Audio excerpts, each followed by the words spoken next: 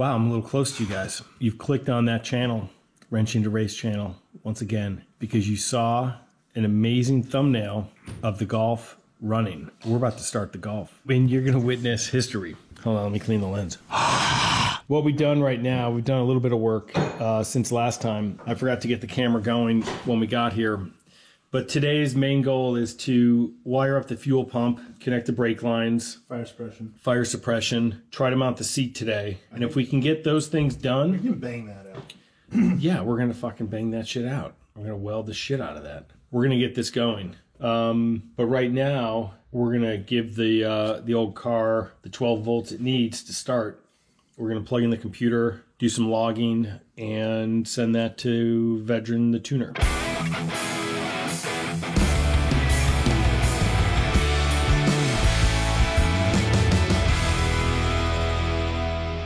Here's what we've done so far. We got some brake lines run. Goes up through there. That there is a proportioning valve, much easier connected than our 3 video series in the early days. That's gonna go to a, what's it called? Bulkhead fitting? A bulkhead fitting, correct. And then underneath here, what we didn't show you last time was all this stuff. So you have your high pressure fuel pump, the low pressure, high volume fuel pump in the tank. Bless you. Bumps into here through this line, comes a 10 AN fitting, out 10, and then into the high pressure pump with a 10, and then it goes out -6. Goes from there into the fuel filter, and then from the fuel filter down those fuel lines all the way to the fuel rail. We started it last time. We got the fuel pressure we needed. So with everything hooked up to the computer now, we're going to see how that all goes. One of the other things we did, which you'll notice, is there's a big honking exhaust pipe. 3 inches may have been overkill, may have cost an extra $1, but as you can see, it goes all the way up front. And one of the other things we were able to do today, we got the O2 sensor plugged in, and right next to it is the wastegate tube, which goes there, out to there. So we're going to start it for the first time with the O2 sensor hooked up, the full exhaust on, and we're going to see how that goes. That's where we're at right now. We're going to get everything hooked up and see how it goes. We also wired the other fuel pump through the loom. We go down the loom through there, and then through the floor there, we have it going down to the fuel pump. We're going to replace all of those big self-tappers with riv nuts and mount everything properly. But for right now, this is where we're at. We also have our new dashboard mounted temporarily. So if I turn the power on, we get the heater for the O2 sensor on. I think on the dashboard, you can see the low pressure oil light on. And right now we have all that stuff going. So we're gonna hook the laptop up and give it a go. Stay tuned.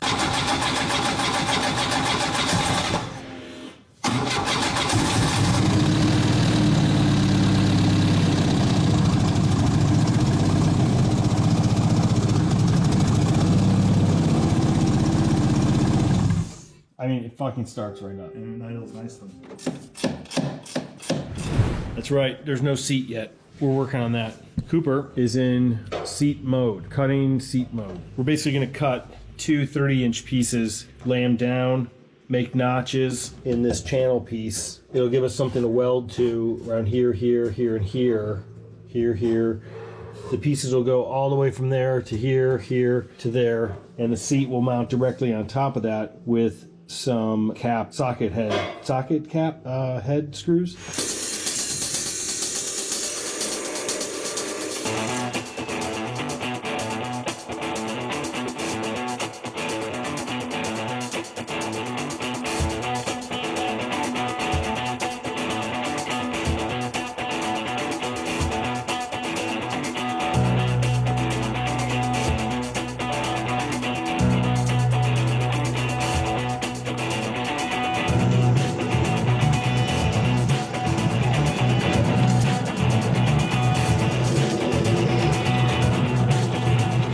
Well, I think we just have to like drill an exploratory hole from there real quick.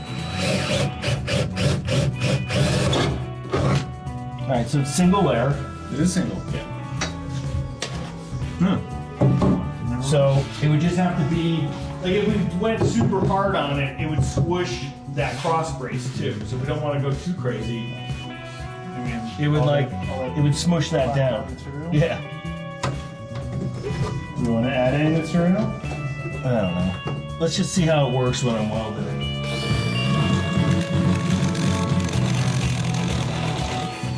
So what we're doing now is seeing how well our seat rails fit in the car. So we notched out this cross member, which is kind of pretty thin sheet metal. Hopefully we can weld to it. That's the key to everything. And right now we have the rails, which the mounting points for the seat rail system, seat adjuster, is 15 inches on center. So these are 15 inch on center because we welded a bar in the middle of them. Now we just have to basically position the seat, I would say almost in its all the way back mode or close to it, where we can see where it's sitting. But John, why don't you sit in the seat and see how it fits? And then we'll have to get the steering wheel on to see how well that's going.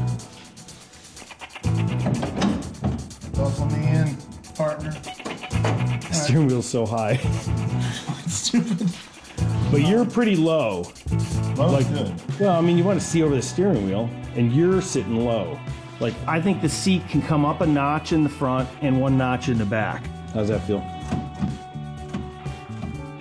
I mean, this is low. That's problematic. What? The key? The key has to be turned. Oh, well, let's turn it and leave it out. Oh. Oh, for the steering wheel not to lock? Yeah. You imagine being on track and like, oh, I bumped that trying to like... And the key broke and it won't lock? Oh my God, we should disassemble the inside of that thing. All right. Oh my God. And like, you know... Why don't we raise it up a notch? You have so much room. Do you want to above you. sit in... Yeah, sure. Why not sit in it?